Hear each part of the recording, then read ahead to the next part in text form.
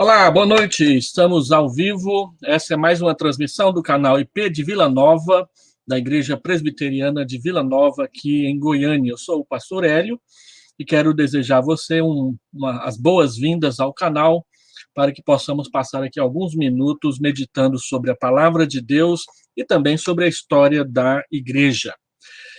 Nesse último mês e por mais um tempo, nós estamos meditando sobre a obra de John Stott, o Jesus e o Incomparável Cristo. Olha só, embananando todo aqui.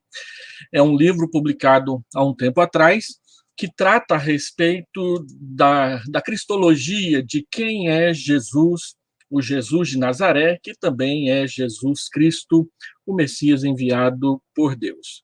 Nessa obra, John Stott fala sobre o Novo Testamento, em duas partes do livro, fala sobre a história da igreja e fala principalmente, que para mim é a parte mais interessante do livro, sobre o impacto de Jesus na vida de algumas pessoas e como essas pessoas impactaram também a sociedade. E hoje nós já estamos na nossa aula de número 10 das 18 aulas que eu programei para apresentar aos irmãos aqui na quarta-feira. E pensando sobre. Hoje nós vamos falar sobre Lutero, Martinho Lutero, vamos falar sobre uma pessoa pouco conhecida, Ernest Renan, e também sobre um outro bastante conhecido, Thomas Jefferson. Cada um vivendo em uma época e como Jesus os impactou e como eles apresentaram o Senhor Jesus Cristo na sua perspectiva. Martinho Lutero, para nós que somos presbiterianos, já é bem conhecido. Ele nasceu em 1483 e morreu em 1546. Para Lutero, Cristo é incomparável porque ele é o Salvador gracioso. Lutero viveu num tempo de profunda perturbação espiritual, que é o fim da Idade Média. Ele é conhecido por nós como o primeiro dos reformadores, que em 31 de outubro de 1517 afixou as 95 teses à porta da capela de Wittenberg,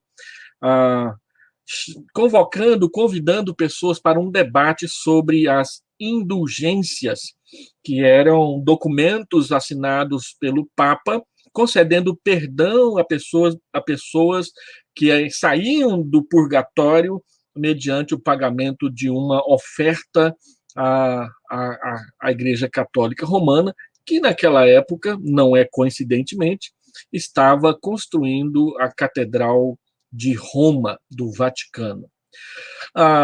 Naquela época em que Lutero viveu, as pessoas viviam com medo de Deus, tentando ganhar o seu favor por meio de penitências e boas obras.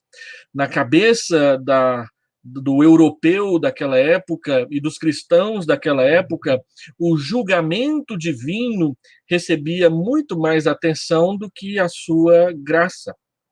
Lutero, então, se levanta e, depois de buscar por muito tempo a paz para sua alma por meio de boas obras, por meio de penitências, ele não conseguia se acalmar na sua alma, chegou até a fazer uma peregrinação espiritual até Roma, o que era costume naquela época.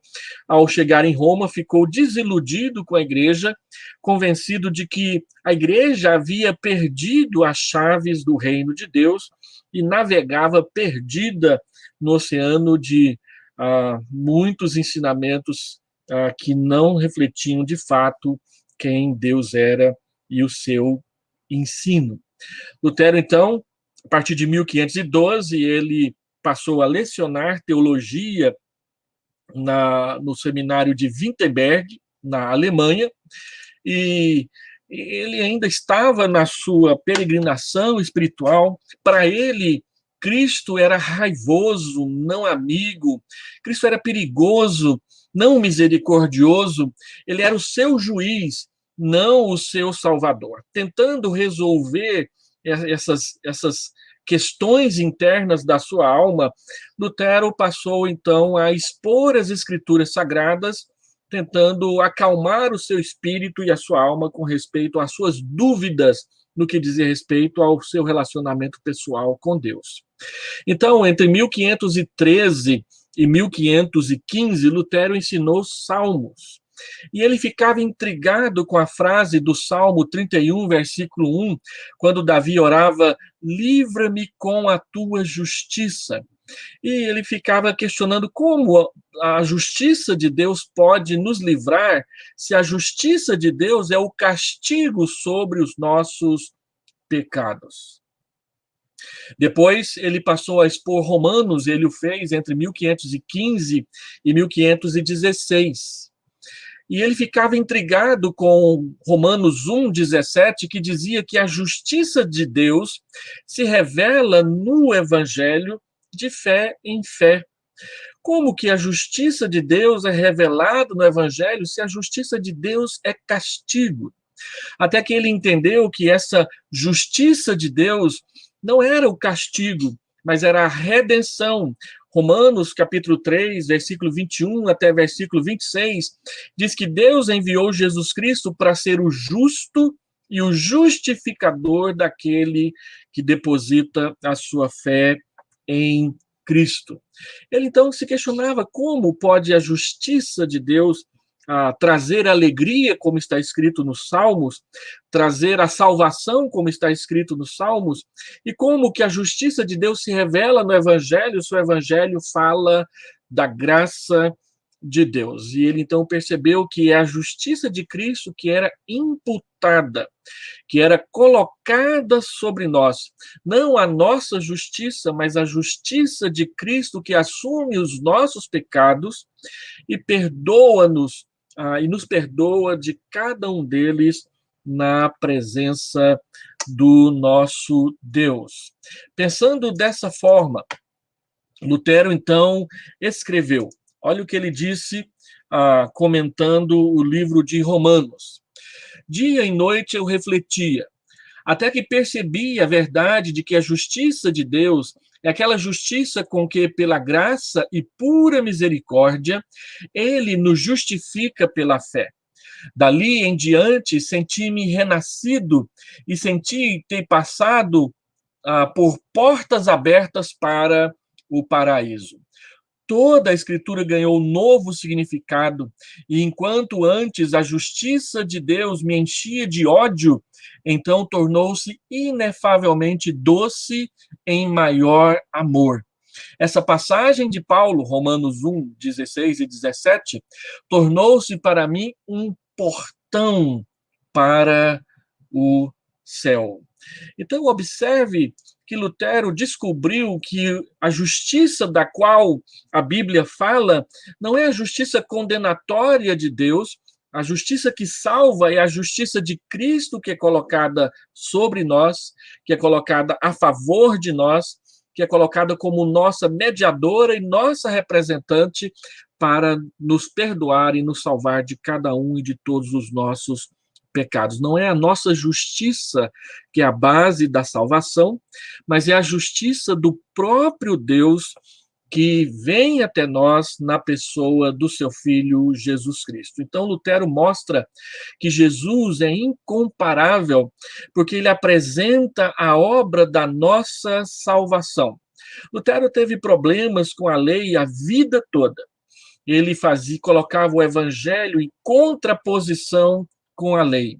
No entanto, ele percebeu que a doutrina da justificação era a principal sustentadora de todas as outras doutrinas da nossa vida cristã. Dessa forma, Lutero, em primeiro lugar, ele não foi antinomiano, como algumas pessoas o acusam, dizendo que, então, para que a lei, se nós somos salvos pela fé somente? Lutero disse, não, a lei importa, as obras importam, porque elas são fruto da fé, e não a base da fé. Também nós temos que dizer, em defesa de Lutero, que ele não era inovador, ele não estava tentando inovar para poder aparecer como alguns o acusam. Porque, na verdade, o que Lutero desejava era recuperar o evangelho o evangelho apostólico, que estava perdido na igreja, com tantos ensinamentos e práticas de obras e penitências e pagamentos e indulgências que impediam as pessoas de confiar em Deus para a sua própria salvação. Falando, então, e concluindo a respeito de Lutero, a experiência de Lutero com Jesus Cristo mostra que cada geração de cristãos, cada geração da Igreja do Senhor Jesus Cristo precisa recuperar a doutrina da justificação pela fé somente, entendê-la claramente para não se perder e se afastar da pureza do Evangelho de Cristo. Para Lutero, a doutrina da justificação é a doutrina pela qual a igreja fica de pé ou cai. Se ela abre mão da doutrina da justificação pela fé somente, e ela acaba se enveredando pelo caminho das boas obras e perde de vista a verdadeira base da nossa salvação. Nesse ponto, Lutero ele não se afasta do evangelho, e ele, pelo contrário, ele recupera o evangelho, trazendo Jesus Cristo para o centro de toda a fé da igreja novamente. Uma outra pessoa que eu gostaria, então, de compartilhar e falar um pouco sobre como ele via Jesus, e ele é bem diferente de Martinho Lutero, é um alemão que vai viver no final do século XVIII e início do século XIX. O nome dele era Ernest Renan. Para Ernest Renan, diferentemente de Lutero, Jesus Cristo era simplesmente um mestre humano. Nós sabemos que o século XVIII e o século XIX são marcados pelo iluminismo europeu, que é conhecido popularmente pela Idade da Razão. O iluminismo europeu ele foi um ataque frontal à fé tradicional da igreja, porque questionava tudo que dizia respeito ou parecia ser sobrenatural para a fé. O iluminismo, então, entendia que não há sobrenatural, existe apenas o natural. E o iluminismo vai abrir a porta para o contemporâneo materialismo, que diz que não existe nada que possa exceder ou ir além daquilo que é matéria, daquilo que você pode colocar num tubo de ensaio ou numa prancha de microscópio para observar característica e separar detalhes. O iluminismo declarava a autonomia da mente humana, substituindo a revelação das escrituras pela razão dos homens. O dogma da fé simplesmente pela ciência. E um dos subprodutos disso foi aquilo que nós chamamos de cientificismo, que é quase que um apego religioso à ciência, mesmo quando ela se equivoca em muitos detalhes. Não há aqui uma crítica à ciência por si, mas a forma como muitas pessoas querem usar a ciência exatamente para dizer que não há Deus, não há fé, não existem sobrenaturais, existe apenas a matéria. Isso não é verdadeira ciência, isso é cientificismo, que é a crença de que a ciência é puramente natural e que a única verdade é aquela que nós podemos tirar de um processo de observação num tubo de ensaio, numa prancha de microscópio, num projeto sociológico, numa pesquisa de psicologia moderna, coisa parecida.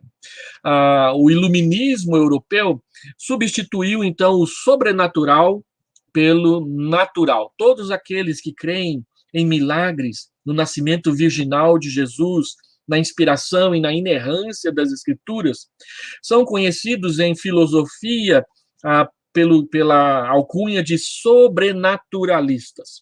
E todos aqueles que não aceitam milagres, que acham que a única verdade é a verdade da matéria que está diante dos nossos olhos, eles são chamados de naturalistas. Então, nós cristãos somos sobrenaturalistas no sentido de que cremos que há algo sobrenatural que vai além dos limites da ciência do computador, da pesquisa científica, e que neste mundo e nessa realidade é que nós nos encontramos com os milagres, com a eternidade, os mistérios de Deus, da sua revelação e da sua palavra. O iluminismo europeu, ele labutava contra a concepção pessimista da condição humana, no caso pecadora, pela confiança na bondade fundamental da natureza humana e na inevitabilidade do progresso social. Nós estamos no final do século XVIII, início do século XIX, havia uma crença de que o mundo ia amadurecer a tal ponto que não precisaria mais de ideias como Deus e coisas desse tipo. Quando você assiste os filmes da televisão de Hollywood e você vê aquela história dos desenhos animados da Disney, dos filmes de super-herói, que faz tudo errado e perde uma batalha e depois se recupera e salva o mundo, a base para tudo aquilo é a crença de que, apesar de todos os erros que a humanidade comete, ela é boa. Então, Superman acredita piamente que ele tem que salvar o mundo e as pessoas, porque, no final das contas, apesar de fazer tudo errado, elas são boas. Nós, cristãos, não cremos assim. Nós temos uma visão pessimista a respeito da natureza humana, nós somos pecadores, sem a graça de Deus nós não conseguimos viver uma vida de santidade e nem uma vida de retidão moral perante a sociedade. Nós carecemos, nós dependemos, nós precisamos da ação graciosa de Deus em nós e a favor de nós. Então, quanto ao homem, nós somos pessimistas. Quanto à graça de Deus, nós somos otimistas. Nós cremos que a graça de Deus que é o poder e a ação de Deus que muda o coração das pessoas, que impede que as pessoas se entreguem a fazer o mal e não o bem, que é a graça de Deus que transforma as nossas atitudes, os nossos caminhos e os nossos desejos. Apesar de Ernest Renan acreditar assim, ele tinha uma visão muito positiva de Jesus, ele admirava muito Jesus, mas nunca a ponto de reconhecer a sua divindade. Na época em que Ernest Renan viveu, e o seu livro mais famoso é A Vida de Jesus, eu tenho um exemplar dessa obra aqui em casa em inglês. Na época em que ele viveu, nada menos que 80 obras foram escritas a respeito da vida de Jesus. As duas mais famosas é a de Ernest Renan e a desse outro que eu acabei de colocar a fotografia dele aqui, a David Friedrich Strauss.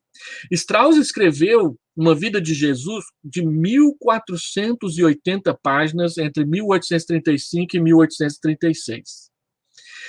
E em nenhum momento ele reconhece e aceita os milagres de Jesus, porque para ele, os milagres de Jesus não passavam de mitos.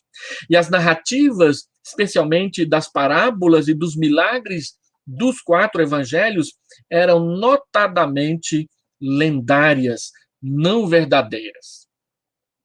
E Ernest Renan, ele dizia que Jesus, e também Strauss, Jesus era apenas um mestre humano, um grande mestre humano. Para os ortodoxos, aqueles que criam na doutrina e na escritura, Ernest Renan era um herege. Para os liberais, que era um movimento que estava começando a surgir, especialmente a partir de 1850 na Alemanha, Ernest Renan não era tão liberal assim, ele não era liberal o suficiente. Ele ainda se apegava a muita coisa da Bíblia. Mas o fato é que Ernest Renan rejeitava tudo que fosse sobrenatural nos evangelhos, porque ele dizia que não passavam de lendas. Para ele, Jesus era encantador, mas não era divino. Apesar de ele considerar Jesus de forma incomparável, o seu padrão de comparação era puramente humano.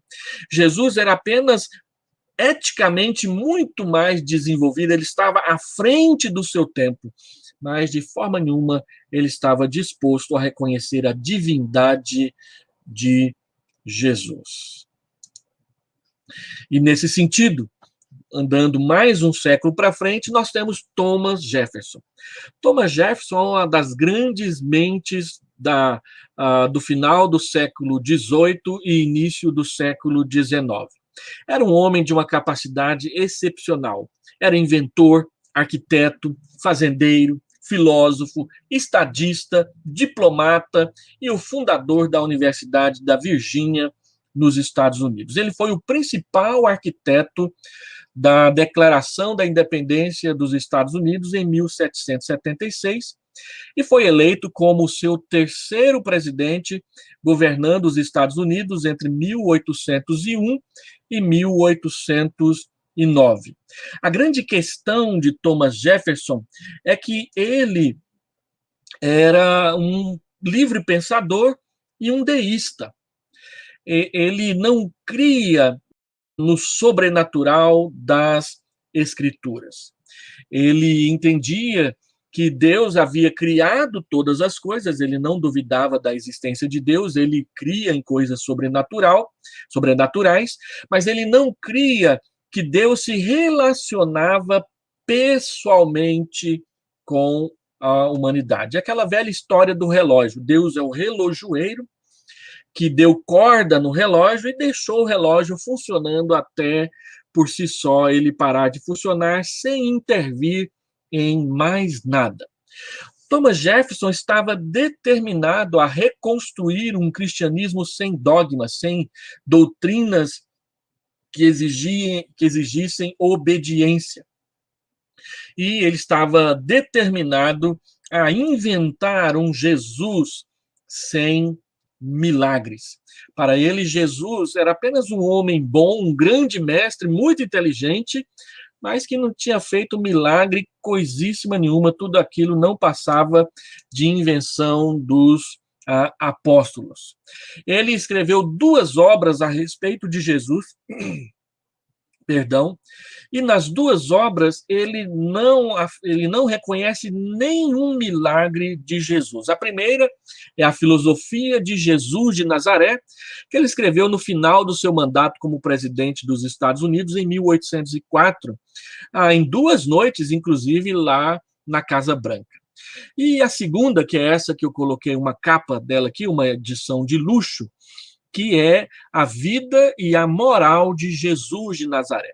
Quando ele chama Jesus nas 2 obras de Jesus de Nazaré, é para deixar bem claro que ele não crê em nada da divindade e de qualquer aspecto sobrenatural na existência de Jesus Cristo. Jesus era o homem que veio de Nazaré, um grande homem, um homem muito bom, um grande mestre, mas nada além disso. Nas 2 narrativas a respeito da vida de Jesus que Thomas Jefferson escreve, as 2 terminam com o sepultamento de Jesus, e depois do sepulcro, Thomas Jefferson não diz mais nada. Ele simplesmente não continua a narrativa da ressurreição e da ascensão de Jesus Cristo, porque ele não acredita nessas coisas. Ele afirmava que sua obra era fruto do bom senso, uma forma de retirar o real do lixo e o diamante do esterco. Tudo aquilo que na Bíblia falava de sobrenatural e milagroso, para ele não passava de esterco, de cocô de cavalo seco para ser usado como adubo em alguma horta por aí. Esse é o grande e inteligente Thomas Jefferson. Diante desses 3 personagens, Martinho Lutero, que procurou recuperar a fé no verdadeiro Jesus, e Ernest Renan e Thomas Jefferson, que representa muito da modernidade e agora também um pouco da pós-modernidade no que diz respeito a negar a divindade do Senhor Jesus. Embora a pós-modernidade não chegue a negar a divindade de Jesus, o que ela faz é divinizar todo o resto e abrir o coração para um neopaganismo, para novas crenças nos sobrenaturais da natureza, como acontecia na época em que o cristianismo chegou e avançou sobre essas questões. Então, olhando para cada um deles, primeiro nós precisamos entender que a verdade do Evangelho é maior que as nossas experiências e as inverdades pessimistas do nosso tempo. Martinho Lutero viveu numa época de muito pessimismo. Pouco mais de 100 anos depois da grande peste negra, que havia dizimado quase a metade da população da Europa e instalado aquilo que os estudiosos e historiadores chamavam de a dança da morte. Tudo era feito em vista da morte. A própria pregação da igreja enfatizava muito mais a morte, a sexta-feira da paixão, do que a ressurreição, o domingo de Páscoa. E muitas vezes nós, no presente, também acabamos entrando nessa, de achar que a sexta-feira é o principal dia da fé cristã. Não, o principal dia da fé cristã é o domingo da Páscoa, o domingo da ressurreição. Jesus ressuscitou. A palavra de Deus diz que se não houvesse a ressurreição, a crucificação não seria nada. A ressurreição é que mostra o grande valor da crucificação.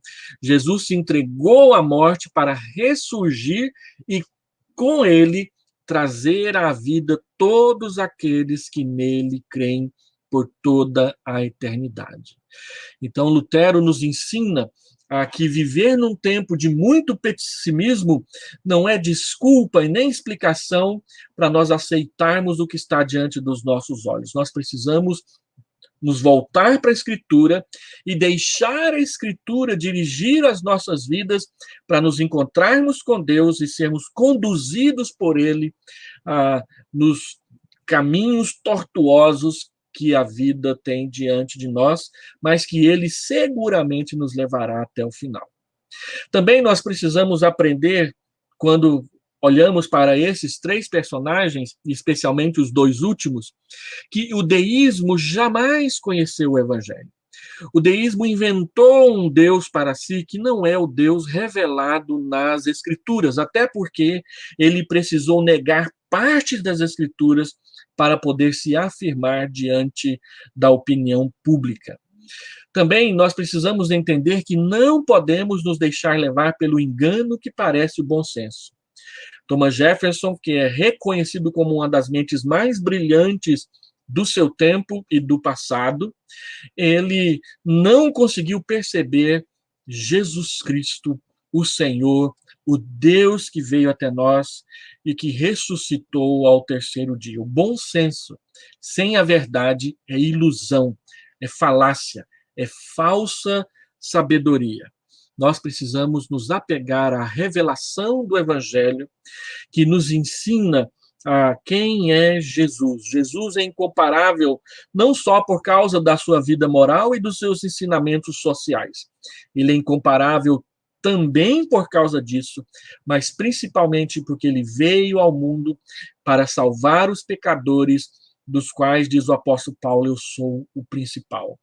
Jesus veio ao mundo para salvar você dos seus pecados, da sua perdição eterna, da sua condição de pecador na sua presença. Assim, eu gostaria de terminar esse breve estudo de hoje, e a minha tentativa tem sido de encurtar os nossos encontros na quarta-feira, para não ficar cansativo, e também porque estamos tratando de história da igreja mais do que das escrituras, a fim de que você tenha interesse em voltar na próxima semana. Na próxima semana, nós vamos falar sobre mais 3 personagens a respeito desse livro de John Stott sobre o incomparável Cristo. Na semana que vem, eu quero apresentar para vocês John Mackay, que foi um missionário. Ele trata Jesus como a vítima trágica. Quero falar também sobre um pouco sobre teologia da libertação nas visões de Gustavo Gutierrez, que chama Jesus de o libertador social. E assim depois falar sobre o Messias judaico de N.T. Wright, para, enfim, terminarmos essa a sessão sobre o Jesus eclesiástico e entrar na sessão que eu quero muito trabalhar com vocês, que é o Jesus pessoal, que o Jesus influente, e trabalhar também 12 personagens, sempre de 3 em 3 ou 2 em 2, sobre qual o impacto que Jesus teve na vida deles e trazer algumas aplicações para nós que queremos viver o Evangelho. Antes de terminar, eu gostaria de trazer uma saudação aqui a todos que tiveram coragem de entrar nessa transmissão e agradecer a sua presença. A Irene Fonseca, boa noite, querida Rosângela, Silvio, o Cláudio Freire, a Ana dos Reis, Brandina, Edneia, Patrícia, Marlene, Ana Lúcia, um irmão aqui que está usando o nome Amizade Espiritual, Odracir, Cleisia, Neuza, bom te ver de novo, Ícaro, são todos bem-vindos. Você que vai assistir esse vídeo depois, que Deus torne esse vídeo útil para te esclarecer e também te abençoar. Eu vou fazer uma oração. Pai, eu quero pedir a tua bênção sobre a vida de cada irmão que assistiu a esse estudo, a essa palestra, a essa live, rogando, Senhor Deus, que essas discussões, esse tratamento desses personagens da história da igreja possa nos ajudar a melhorar também a nossa postura e a forma como nós conhecemos e nos relacionamos com Jesus, não deixando a nossa mente divagar para crenças e ensinos que nos afastam do verdadeiro evangelho. Eu peço a tua bênção sobre a vida de cada um, em nome de Jesus. Amém. Boa noite, meu irmão, minha irmã. Que Deus te abençoe e te traga paz. Até a nossa próxima transmissão. Amém e até lá. Te traga paz. Até a nossa próxima transmissão. Amém e até lá.